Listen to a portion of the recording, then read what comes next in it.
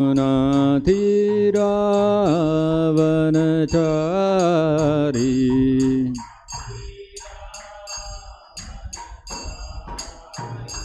यमुनातीरावनचारी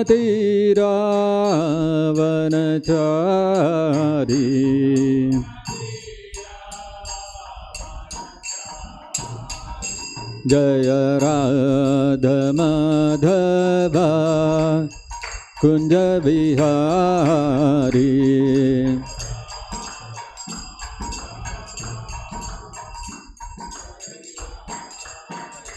जय गोपी जन वल्लभा गिरिवरधारी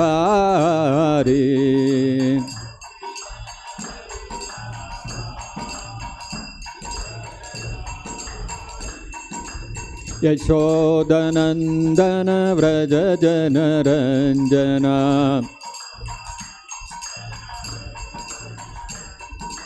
यमुनातीरावनचारी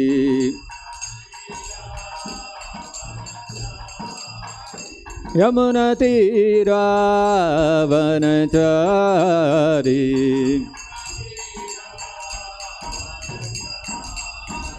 जय राधा माधवा कुंज विहारी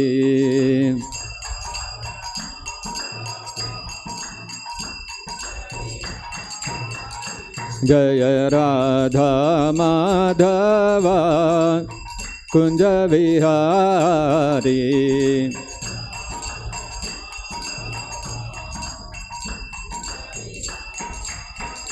जय कृष्ण बलराम जय कृष्ण बलराम कृष्ण बलराम जय कृष्ण बलराम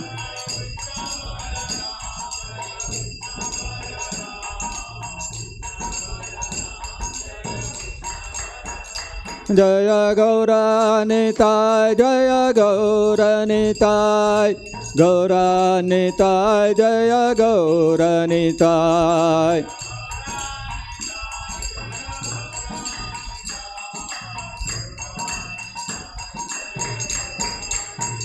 जय जय प्रभुपाद प्रभुपाद प्रभुपाद प्रभुपाद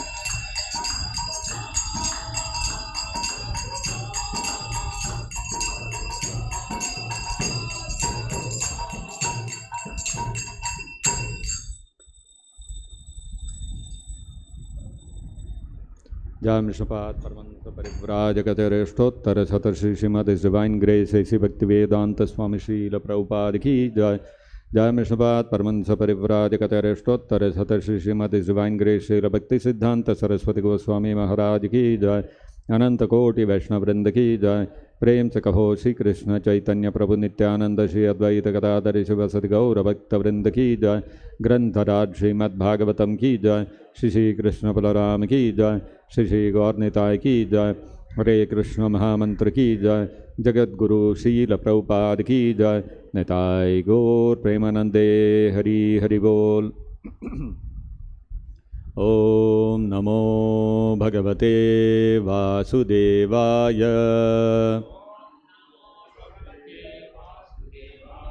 ओम नमो भगवते वासुदेवाय। ओम नमो भगवते वासुदेवाय। Reading from Srimad-Bhagavatam, Chapter 3, Text number, Canto 3, Chapter 22, Text number 14. Aham tu ashrunavam vidvan. Aham tvashrunavam vidvan. Aham tvashrunavam vidvan. Vivaha artham samudyatam. Vivahartham samudyatam. Vivahartham samudyatam. Ataha tvam upakurvāņa अतस्त्वम् उपकुर्वाणः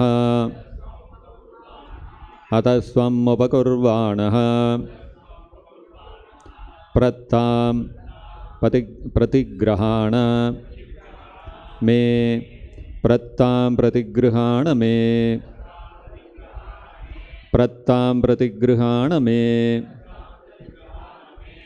अहं त्वा शृणवं विद्वान्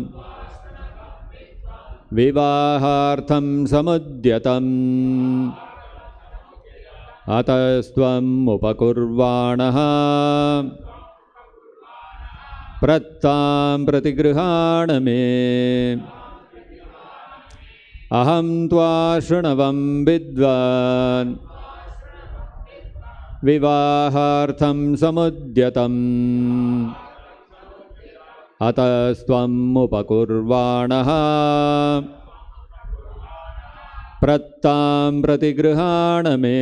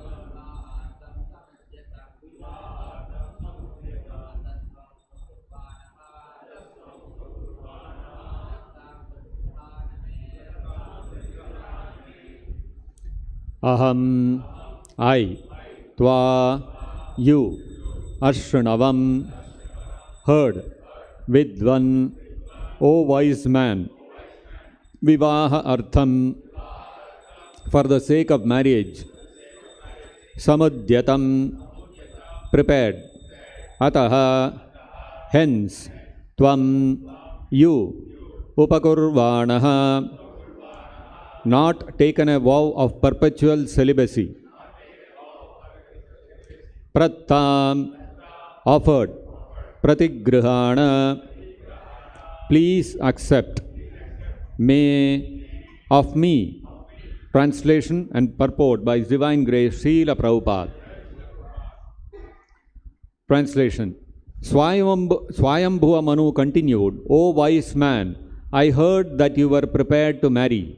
Please accept her hand, which is being offered to you by me, since you have not taken a vow of perpetual celibacy. Kindly repeat. Swayambhuva Manu continued, O wise man, I heard that you were prepared to marry. Please accept her hand, which is being offered to you by me, since you have not taken a vow of perpetual celibacy. Purport by Srila Prabhupada. The principle of Brahmacarya is celibacy. There are two kinds of brahmacārīs. One is called naisthika-brahmacārī, which means one who takes a vow of celibacy for his whole life, whereas the other, the upakurvāņa-brahmacārī, is a brahmacārī who takes the vow of celibacy up to a certain age. For example, he may take the vow to remain celibate up to 25 years of age. Then, with the permission of his spiritual master, he enters married life. Brahmacharya is student life, the beginning of life in the spiritual orders. And the principle of Brahmacharya is celibacy. Only a householder can engage in sense gratification or sex life, not a Brahmachari. Swayambhuva Manu requested Kardama Muni to accept his daughter, since Kardama had not taken the vow of naisthika-brahmacārya. He was willing to marry, and the suitable daughter of a high royal family was presented. Thus ends the Bhakti-vedanta purport. Om ajnanatimirandhasya jnananjanachalakaya chakshurunmilitam yena tasmai Shri Gurave Namaha. Nama Om Vishnupadaya Krishna Presthaya Bhutale Srimate Bhakti-vedanta Swaminiti Namine Namaste Saraswate Deve Gauravani Pracharine Nirvishesha Shunyavadi Paschatya Deshatarine Jaya Shri Krishna Chaitanya Prabhu Nityananda Shri Advaita Gadadhara Shri Vasadi Gaura Bhakta Vrinda Hare Krishna Krishna Krishna Hare Hare Hare Rama Rama Rama Hare Hare Mokam Karoti Vachalam Pangum Langhayate Girim Yat Kripatamaham Vande Shri Gurum Deenataranam.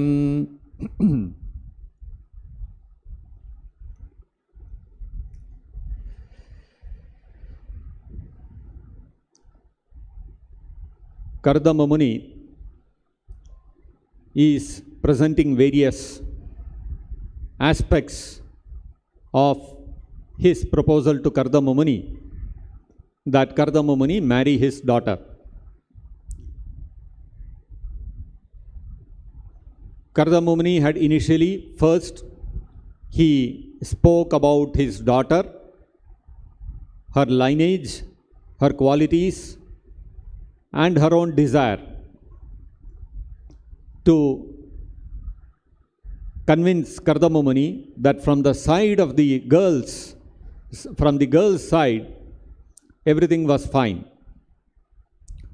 Now, marriage means boy and girl, both are required, husband and wife are required, man and woman are required. So from the woman's side, from Devahuti's side, Kardama Muni has given all the reasons for the proposal to be apt for Devahuti to marry Kardama Muni. Now in the last few verses, practically from text 11 through today's words, Swayambhu Manu is talking about how from the boy's side, from Kardama Muni's side also, how his proposal is suitable. So he mentioned that for him to discharge his household duties, Devahuti will be a suitable wife. Then he said that when such a proposal has come to your doorstep, you should not refuse. It is not appropriate as per the codes of Dharma to refuse something which has come of its own accord to your own doorstep. And anyway, you will have to marry, so you should not go to somebody and beg. This is a much more honorable proposal that has come to your doorstep. And today, one more aspect of the suitability of this proposal is being put forth by Swayambhu Manu with respect to Kardama Muni. Tvam upakurvāņa ataha me prattam pratigrihāna. He is saying, Tvam upakurvāṇa, you are an upakurvāṇa. So this is the final argument given by Swayambhu Manu. That okay, everything may be all right. The girl may be willing, the girl may be highly qualified, very coming from a very good royal family, and who will support Kardama Muni in all his spiritual duties. All that may be fine. And this proposal may have come of its own accord to Kardama Muni's doorstep without his having gone and asked someone for it. But still, if Kardama Muni has taken some vow of Brahmacarya, naisthika-brahmacārī, to be celibate throughout his whole life, then all these arguments will fail.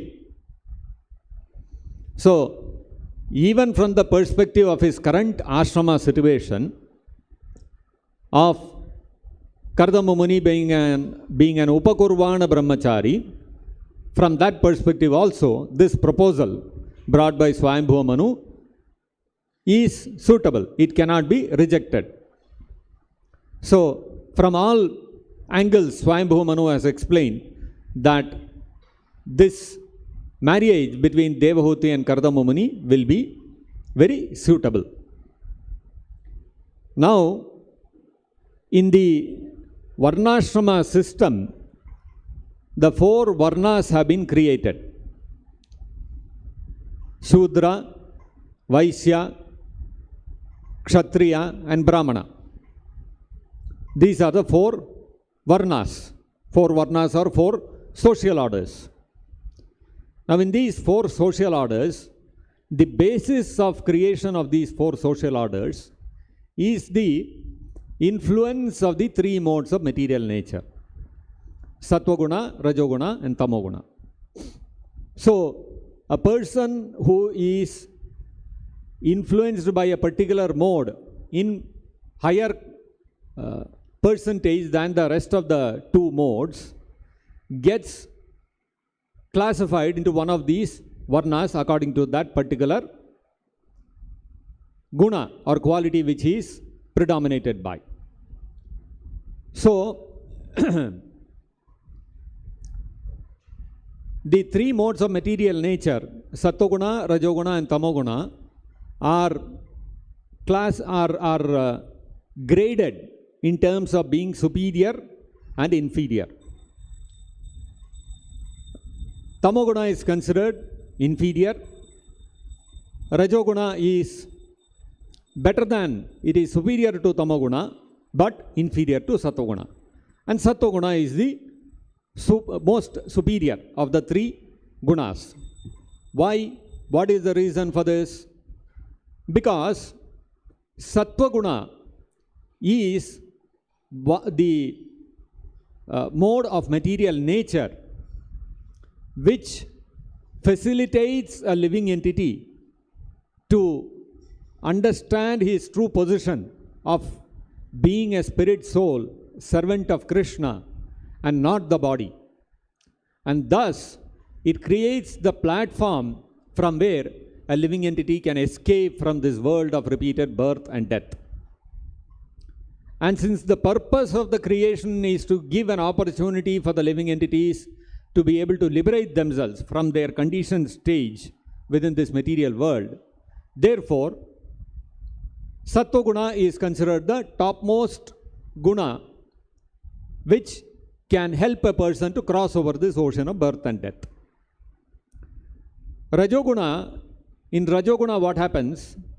The consciousness or the intelligence to be able to comprehend the difference between the body and between ourselves, between the body and the soul, is somewhat covered. Lord Krishna says in the Bhagavad-gita that just like fire is covered by smoke, or it is covered by if there is a fire which is covered by smoke, very quickly that smoke can come out and the fire can come out and the smoke can get dispelled with a little bit of fanning. Dhumena avriyate vakhnir yatha. Exactly like smoke is covering fire. With very little effort, with little fanning, the smoke will come out, the smoke can be dispelled and the fire will come out. And then another level, higher level of covering is like dust covering a layer of dust covering a mirror. Now if that mirror has to get, if it has to get exposed, then you have to take a cloth, you have to wipe it and then put some water, and then again glass, especially if you use newspaper to clean, then it will become very shining. So you have to take a little effort. The effort is more than what it will take to uncover a fire which is covered by smoke. And the third level of covering is yatha ulbena avrito. Just like the womb covers the embryo. So when the womb covers the embryo, the darkness is complete. The mother has to carry the child within the womb for 9 months. After that only the child will come out and be able to see the light of the day. So, lot of effort and time is involved. It's not so easy. So, a person who is in tamoguna, who is covered by tamoguna, his consciousness, his intelligence, the ability of his intelligence to discriminate between matter and spirit is so subdued that it is like the embryo covered by the womb. It will take a lot of effort to be able to make the person understand even this much, the basics of spiritual knowledge, that you are not the body, or spirit, soul.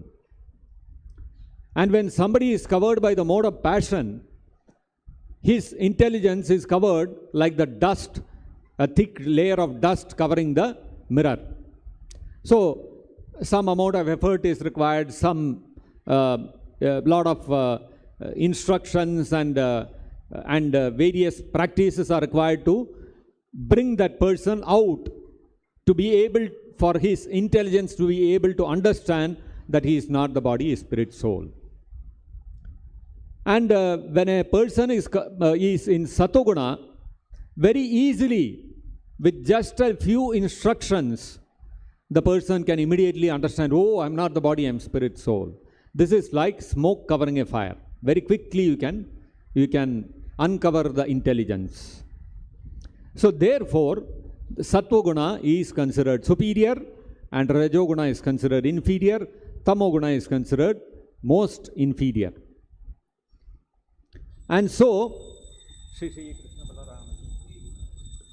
therefore, human beings also, those whose intelligence is covered more by tamoguna, those who are influenced more by tamoguna rather than rajoguna and sattva-guna, they are considered most inferior. Such people are called shudras. Those whose intelligence is covered by a combination of tamoguna and rajoguna, their intelligence is little better than the shudras. Such people are called vaishyas. And those whose intelligence is covered more by rajoguna, those people are called kshatriyas. And those who are very highly situated in sattva-guna, such people are called brahmanas. And now because the quantum of sattva-guna which predominates in a brahmana's life is the highest, and the quantum of sattva-guna predominating in a person's life is the lowest in shudra, therefore brahmana is called the most superior person in the society, and the shudra is considered the lowest person in the society. This is in terms of the consciousness. This is not to give somebody a bigger privilege in life or in the society, to exploit somebody who has born in a particular family. That is not the intention. The whole idea is to segregate people according to the influence of the mode of sattva-guna, mode of goodness. And so when the highest respect is accorded to such people who are in sattva-guna, namely the brahmanas are expected not to keep that knowledge that I am not the body, I am spirit, soul to themselves. They are supposed to instruct, they are supposed to illuminate others also about this truth. And since this aspect of liberating a person from the cycle of birth and death within this material world is the highest benefit that one can give to a person, therefore the brahmana is expected to do no other work than to guide the society how to get liberated. Therefore the brahmana is not expected to do any work. His only work is adhyayana, studying the Vedas and teaching others that knowledge. Actually a brahmana has 6 activities. So, patan, yajan, yajan, dana, pratigraha. What are these 6 activities? He has to study, adhyayana, study the scriptures, and he has to teach the knowledge in the scriptures to others. Not that he studies and keeps it to himself. No. He has to teach others. And freely. Not some patented knowledge. That you give me some fees, without that I will not give it to you. And nobody else should know about this. Sign an NDA, non-disclosure agreement. What I teach you, you should not teach anyone else. None of those things. Openly a Brahmana will give knowledge. Because a Brahmana is supposed to be very liberal in distributing this knowledge. Because by that, the greatest benefit of the greatest number of people can be achieved. And so, if a Brahmana is engaged only in teaching and learning, and he is supposed to not do any business or any work, accept any profession, accept any service and earn money, then how will his livelihood happen? So for that, dana pratigraha, he can accept charity. He accepts charity from the other classes of people. And now, because a Brahmana is supposed to also practice the theoretical knowledge he has obtained, that he is not the body, spirit, soul. Therefore, dana, whatever he gets, pratigraha, whatever he receives in charity, if it is more than what he needs, that balance portion he will donate it. He will give it in charity again to somebody else. And yajan, for the Brahmana, simply by studying the scriptures, very quickly he understands I am not the body, I am spirit, soul. But for the Kshatriyas and for the Vaishyas, it's a little tough. So for them, he engages them in performing yajnas. They have to engage in activity so that gradually they come to understand I am not the body, I am spirit, soul. So this is how the Brahmana has a very important role to play in the society to elevate the people who are in the society spiritually. And therefore, the Brahmana is accorded the highest respect in society. Now, when it comes to the 4 ashramas, the 4 ashramas are the orders of spiritual life. Brahmacarya, Grihastha, Vanaprastha and Sannyasa. Now, in these 4 ashramas, there are further 4 subdivisions in each ashrama. What are these subdivisions within each ashrama? The 4 subdivisions within each ashrama. So in the Srimad-Bhagavatam, it is said, Savitram Prajapatyam cha Brahma Athaha Brihat Tatha. So in Brahmacharya, the 4 subdivisions are Savitra, Prajapatya, Brahma and Brihat. So when a person in the varnashrama system, since spiritual knowledge is considered the topmost, therefore when a child reaches 5 years of age, when a child born in a Brahmana, Kshatriya or a Vaishya family reaches 5 years of age, he is immediately sent to the Gurukula. So right from 5 years the teaching starts, the education starts in the Gurukula of the Guru. There, when the child gets educated, as it gets educated, the teacher, when the Guru, when he sees that the child is sufficiently educated and he is qualified, he gives him Diksha. He initiates him and he gives him the sacred thread. So, in the olden days, there was no first initiation, second initiation. Together, first and second initiation would be given together. That was called Upanaya Samskara. And for Brahmanas, Kshatriyas, Vaishyas, the age at which the Upanayana would be done, the Diksha would be given, may be different. Like for Brahmanas, it is said that the child, when it reaches 8 years of age, he should be given Diksha. Like that. So, the child, when he is studying in the Gurukula, when the Guru sees he is qualified, he will give him Diksha.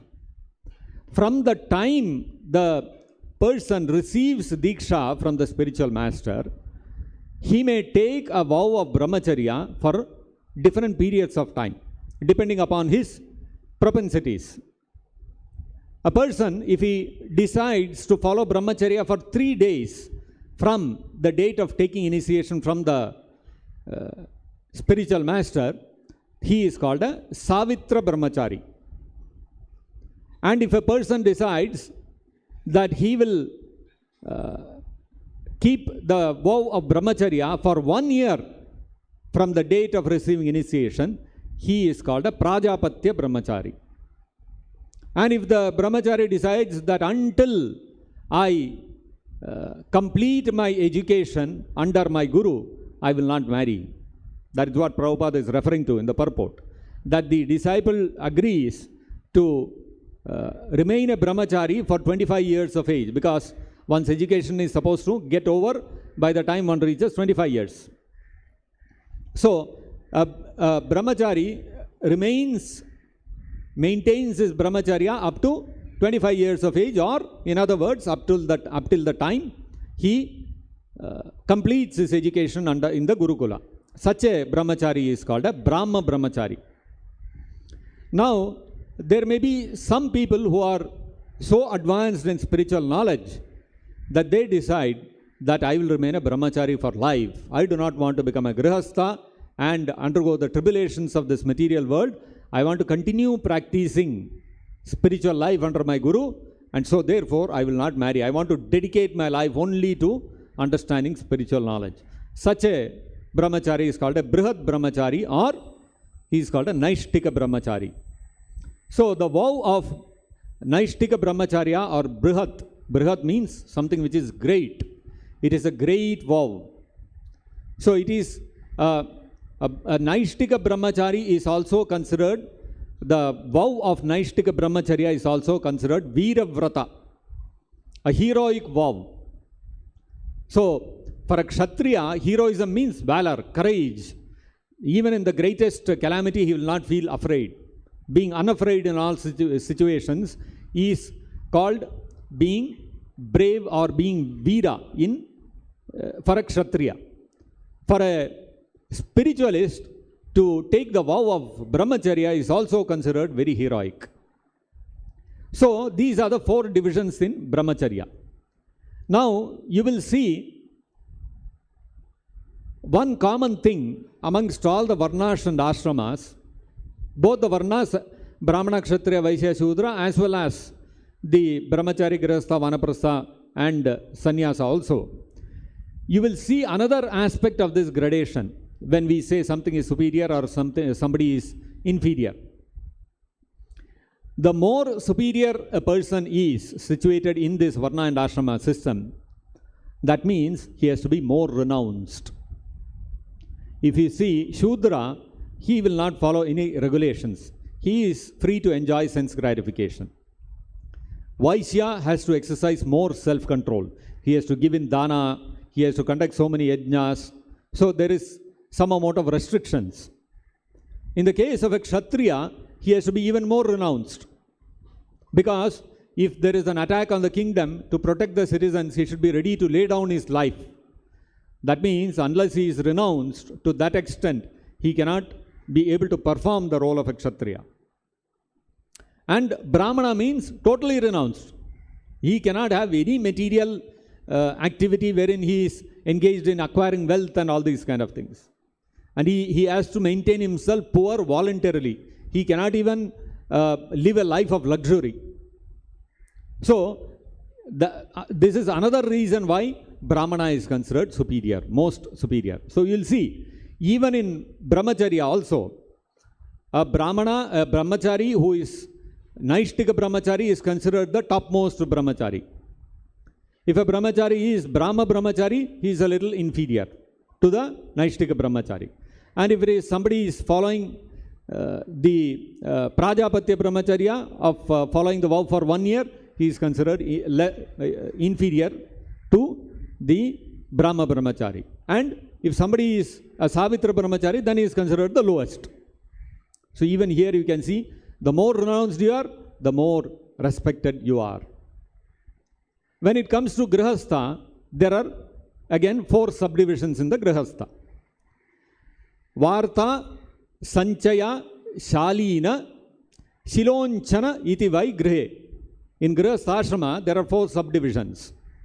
The 4 subdivisions, number 1 is, the lowest one, is Varta. Varta means a person who is engaged in vritti, occupation.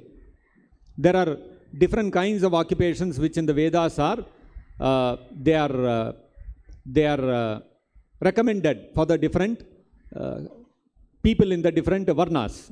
In the Brahmana, Kshatriya, Vaishya, Shudra, all of them have different occupations. That is called vritti. So, a person who is a grihastha, who follows varta, who follows any of these professions, especially that of a Vaishya.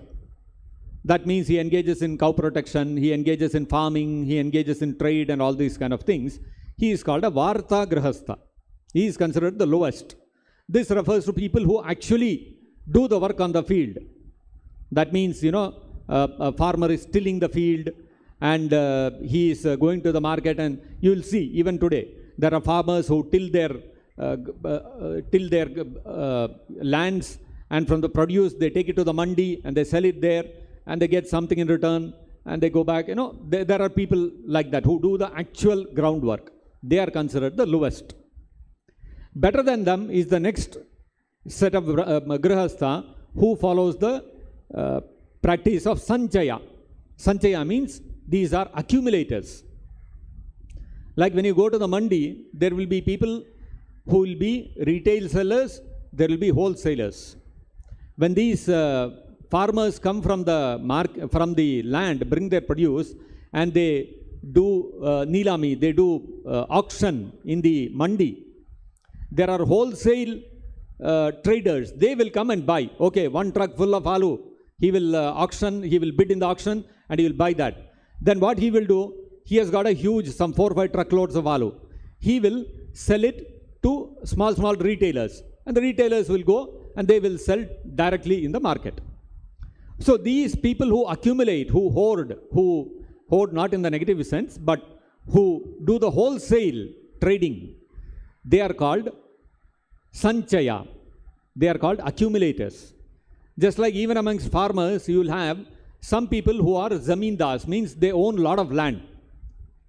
And they will not till the land themselves. They will give to some kastakar. They will give on lease to some guy who will come till the land. And from the produce, this owner of the land will get some percentage.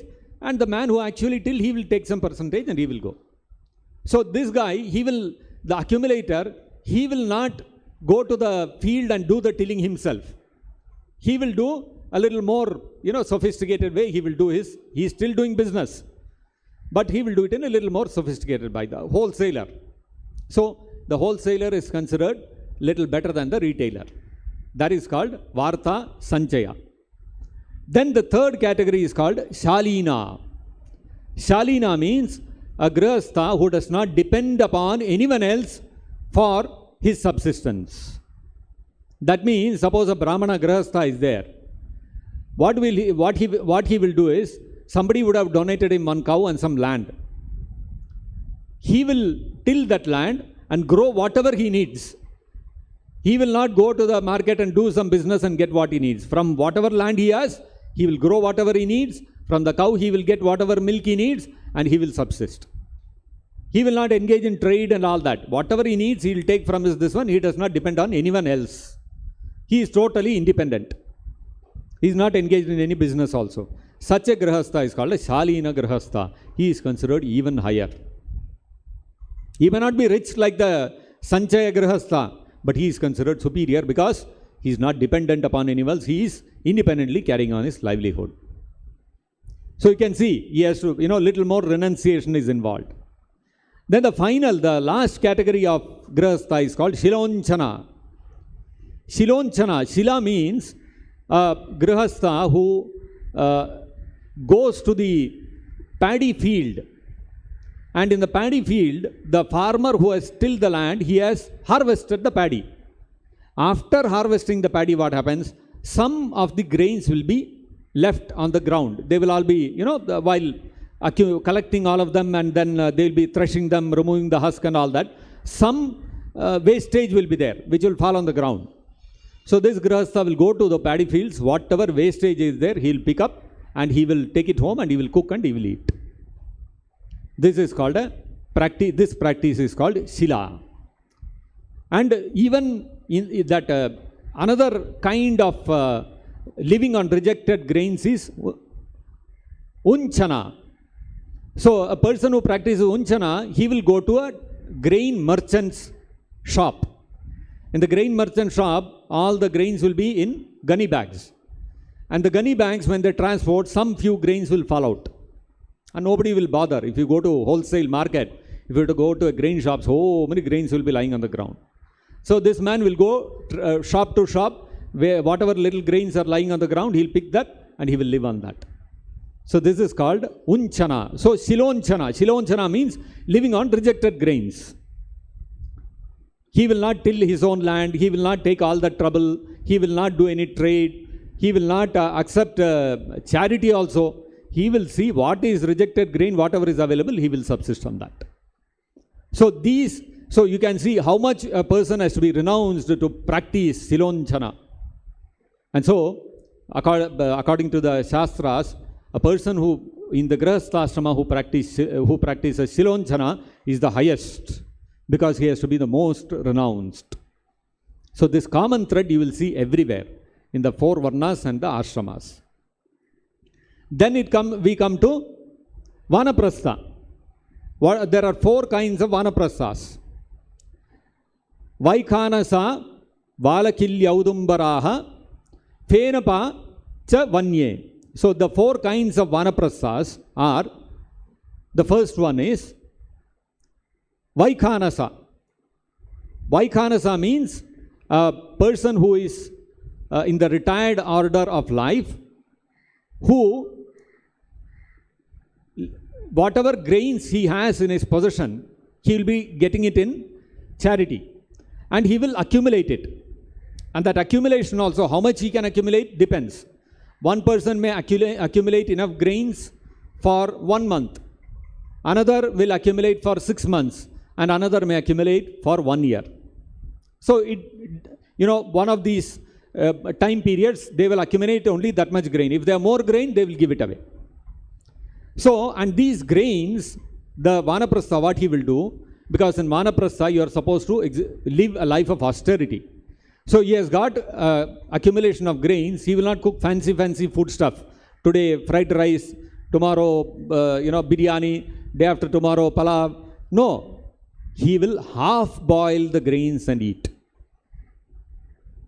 When we have half boiled, if the rice is partially boiled, you will not feel like eating, isn't it? But purposely, the Vanaprastha, who is a Vaikhanasa, he will only eat partially boiled rice.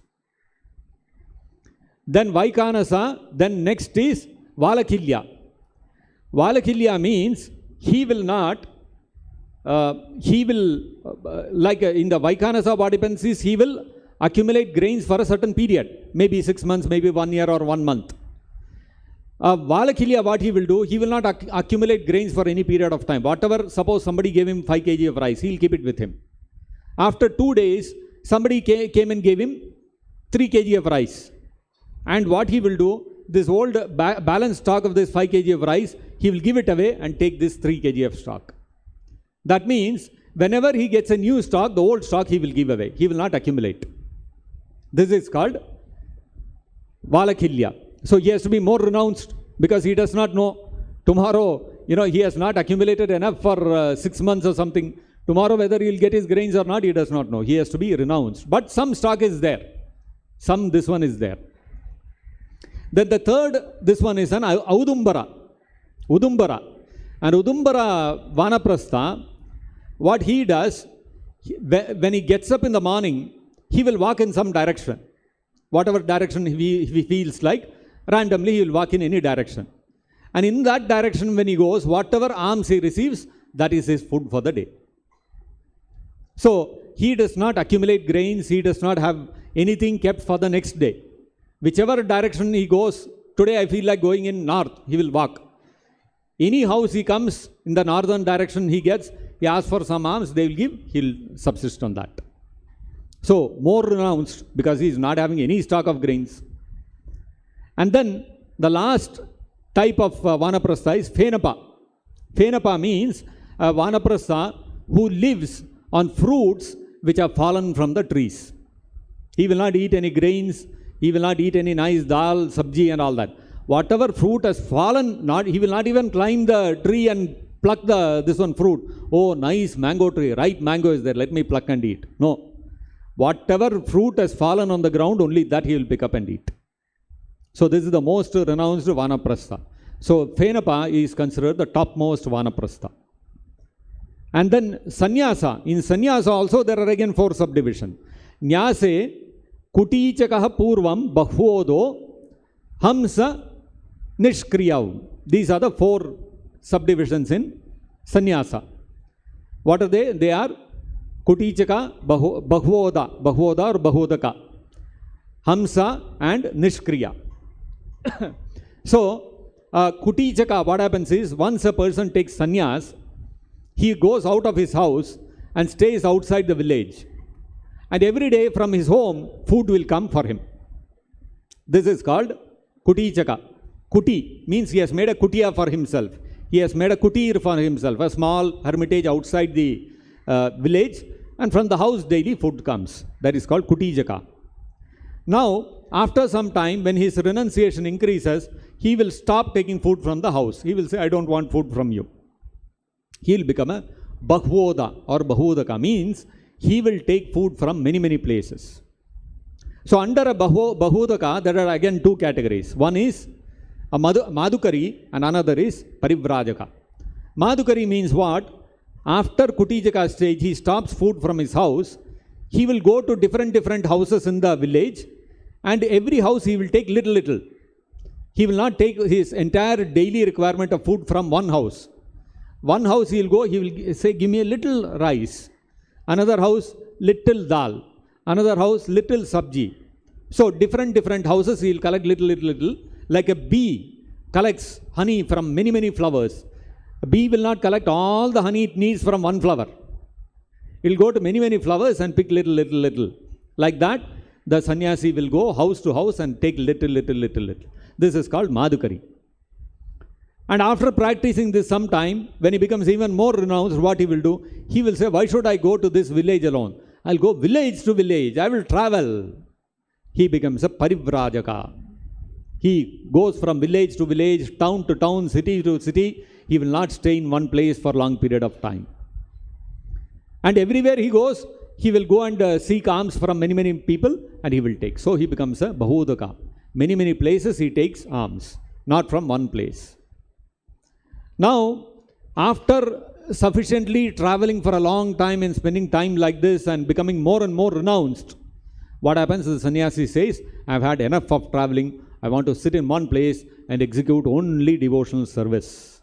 He becomes a hamsa. He will sit in one place and he will keep chanting Krishna's holy name. So, and the hamsa, when he becomes paramahamsa, when he becomes nishkriya, what happens? He has no activity other than serving the Supreme Lord. He is completely purified. In the hamsa stage, he sits in one place for the sake of complete purification. But when he has reached the stage of complete purification, then he becomes a paramahamsa. So this is the topmost stage of sannyasa. When the person is totally dedicated for Krishna and he has nothing for himself. This is the highest stage of renunciation. So even in the ashrama system, if you see, brahmacārī is considered the lowest, grihastha is even more renounced than a brahmacārī, and vanaprastha is more renounced than a grihastha, and a sannyasi is most renounced. And therefore, amongst brahmacārī, grihastha, vanaprastha and sannyasi is given the topmost respect. So you will see this common thread running all through the varnas and ashramas. Renunciation is the goal. The higher the renunciation in whichever varna and ashrama you are in, the more respected you are. It is not some based on birth, you are put into a certain caste, and then according to the caste where you have taken birth, you are given certain privileges. That was never the consideration. So if we study the varnashrama system properly, then we can understand the spirit behind the varnashrama system. And after following all these things, what has to happen? Actually, this varnashrama system It is said in the Srimad-Bhagavatam in the 11th canto, it is said that Mukhabahuru Padebhyaha Purushasyashramaihi Saha Chatvaro Jajnire Varna Gunair Vipradaya Pratak. These 4 Varnas and Ashramas were created by the Supreme Lord from the Virat Purusha's head, the Brahmanas came, from his arms, the Kshatriyas came, from his belly, the Vaishyas came, and from his legs, the Shudras have come forth. So this system of varnashrama is created by the Supreme Lord himself. It is not some artificial system created by some individual. This again shows that the varnashrama system is not meant for exploitation. It is meant for achieving the Supreme Lord through increasing levels of renunciation in the different varnas and ashramas. There is an aspiration created. When we say this is higher and this is lower, the person who is lower gets an aspiration, I should go to the next level. And if a person has to elevate himself to the next level, what is the essential thing required? He has to increase his renunciation. So the whole idea of creating this varnashrama system and creating superior and inferior is to give a person a good understanding, realistic understanding where I am situated in terms of my renunciation from this material sense gratificatory activities and where I have to go next. So next, one by one he can keep progressing higher and higher. So this is a system which is created by the Supreme Lord himself. It is not created by some ordinary living entity. And so therefore this system has a certain, it has got its authenticity and it has got its validity from the Supreme Lord himself. But then after following all these processes in the varnashrama system and following, one may be a very rigid Shilonchana, or one may be a very rigid follower of Phenapa, or one may be a very rigid naisthika-brahmacārī, or one may be a very rigid sannyasi. He may be all these things. But ultimately, if the Srimad-Bhagavatam says that ya yesham purusham sakshad atma prabhavam ishwaram na bhajanti avajananti sthanad brashtaha patantyadaha. All these varnashrama, various divisions are created and people are situated in different varnas and ashramas. But if the people become proud and arrogant, oh, I am a Brahmana, I am a Shilonchana Brahmana, so everybody else has to respect me. If he loses sight that it is meant to elevate him to become more and more renounced, to be able to surrender to the Supreme Lord and go back to Godhead, if that vision is lost, then ya yesham purusham sakshat, one who forgets this central point of the varnashrama system, and avajananti, they neglect worshipping the Supreme Lord, na bhajanti, and don't render devotional service to Supreme Lord Krishna, even though you may be strictly following Shilonchana Brahmana and strictly following naisthika-brahmacārī, etc., sthanad brashtaha, he is considered a sthana brashta. His practice of the varnashrama system has got corrupted. He has become a corrupt Shilonchana Brahmana. He has become a corrupt naisthika-brahmacārī. He has become a corrupt Phenapa Vanaprastha. His whole position is sthana brashta. Sthanad brashta patantyadaha. And they fall down into the lower forms of life. Instead of elevating themselves, they will fall down, further down. Fall down means they will go into more bodies which are governed more and more by tamoguna. Instead of progressing towards a body of higher sattva-guna and getting liberated, that will not happen. So, we may follow all the varnashrama system very rigidly, but if we don't render devotional service to Krishna, it will give the reverse result. Instead of advancing, we will regress. On the other hand, if we surrender to Krishna, and if we render devotional service to Krishna, although one may not be following all the varnashrama system, still he is considered higher than all the varnashrama system. He is considered the topmost person. So this is the whole process of varnashrama system. And the brahmacārī, of the 4 categories of brahmacārīs, of Savitra, Prajapatya, Brahma and Brihat or Naishtika, The first three, the Savitra, Prajapatya and Brahmacārīs are called upakurvāņa. Upakurvāņa means they have taken the vow of Brahmacharya for a specific time only. And therefore, Swayambhuva Manu is referring to Kardama Muni, is telling you have not taken naisthika-brahmacārya, you are upakurvāņa-brahmacārī, your vow, your time period of your vow has ended. So, therefore, even that restriction is not there for you to marry Devahuti. This is what Swayambhuva Manu is putting forth before Kardama Muni. We can see how Swayambhuva Manu is a very intelligent person. Very systematically, he is building up the case for Kardama Muni to accept his daughter, so that Kardama Muni does not have any argument to say no to him. So, being a loving father, because Swayambhuva Manu's concern is my daughter, she has given her heart to Kardama Muni, so I have to convince him so that he accepts my daughter. Her heart should not be broken.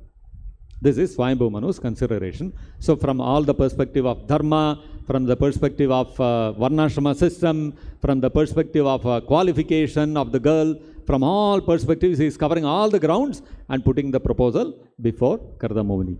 And what is the response of Kardama Muni? We will see in the upcoming verses. So, we will stop here. Grantharaj Srimad-Bhagavatam ki jai, Jagat Guru Srila Prabhupada ki jai, Nitai Gaur Premanande Hari Hari Bol.